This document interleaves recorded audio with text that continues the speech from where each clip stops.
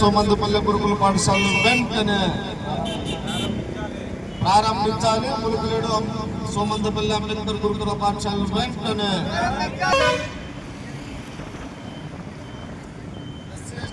మైనార్టీల ఐక్య వేదిక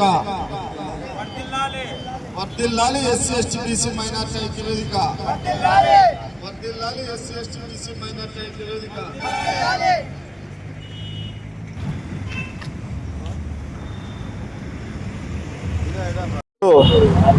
ఉమ్మడి అనంతపురం జిల్లాలో అనేక మంది ఎస్సీ ఎస్టీ విద్యార్థి తల్లిదండ్రులు కలెక్టర్ ఆఫీసుల చుట్టూ అదేవిధంగా డీసీఓ ఆఫీసుల చుట్టూ అడ్మిషన్ల కోసం గురుకుల పాఠశాల మా విద్యార్థులు చదివించాలని వందలాది మంది అప్లికేషన్లు ఇస్తున్నప్పటికీ కానీ అధికారులు అయితేనేమి అదేవిధంగా ప్రజాప్రతినిధులు అయితేనేమి ఎవరే కానీ పట్టించుకోకుండా ఎస్సీల పట్ల నిర్లక్ష్యం వహిస్తున్నారు.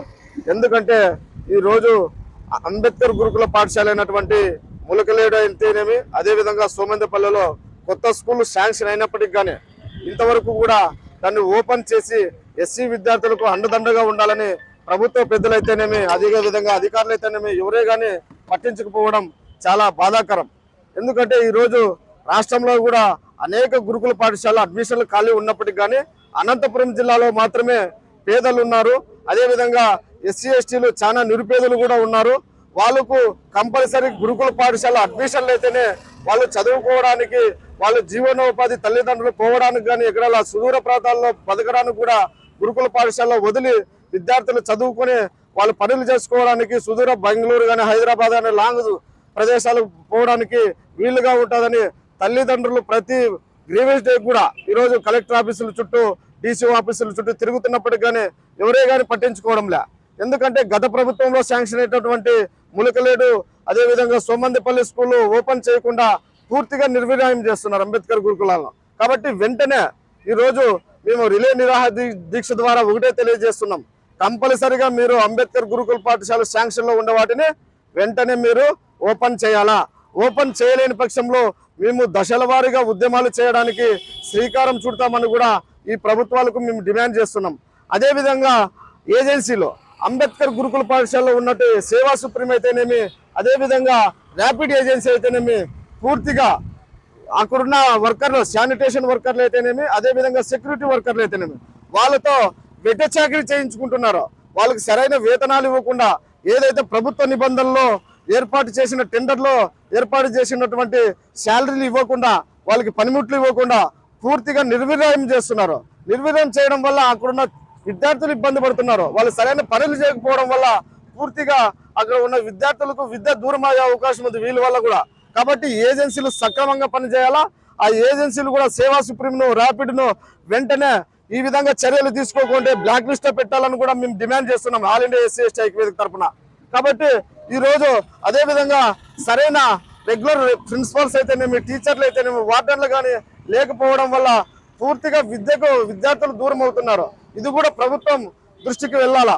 ఈ మీడియా ద్వారా మేము ఒకటే కోరుకుంటున్నాం, రాష్ట్ర ప్రభుత్వంలో ఈ రోజు గురుకుల పాఠశాల అంటే ఒక దేవాలయం. అలాంటి దేవాలయాలలో కూడా ఈ రోజు తూతూ మంత్రంగా ఉన్నటువంటి టీచర్లు అరుకొరక టీచర్లు ఏర్పాటు చేయడం వల్ల ఈ రోజు పూర్తిగా కూడా విద్యకు ఎస్సీ విద్యార్థులు దూరం అయ్యే అవకాశం ఉంది. కాబట్టి మీరు గుర్తించి డిఎస్సిలో గురుకుల డిఎస్సి కానీ లేదంటే డిఎస్సి ప్రత్యేక డిఎస్సిని ఏర్పాటు చేసి కానీ ఈ రోజు గురుకుల పాఠశాలలో మీరు పూర్తిగా రెగ్యులర్ టీచర్లు అయితేనేమి వార్డెన్లు అయితేనేమి ప్రిన్సిపల్ అయితేనేమి ఏర్పాటు చేసే విధంగా మీరు చర్యలు తీసుకోవాలని కూడా ఈ ప్రభుత్వాన్ని మేము డిమాండ్ చేస్తున్నాం. అదేవిధంగా ఈరోజు వికలాంగుల విద్యార్థులు తల్లిదండ్రులు కానీ అదేవిధంగా వితంతువులు అదేవిధంగా సెమీ అర్ఫన్ విద్యార్థులు కూడా అడ్మిషన్లు ఇవ్వకుండా అడ్డుకోవడం ఎంతవరకు సమంజసమని కూడా ఈ ప్రభుత్వాన్ని మేము అడుగుతున్నాం. కాబట్టి దరఖాస్తు చేసుకున్నటువంటి అన్ని ఎస్సీ కులాలకు సంబంధించిన విద్యార్థులకు మీరు విద్యా అవకాశాన్ని కల్పించాలా.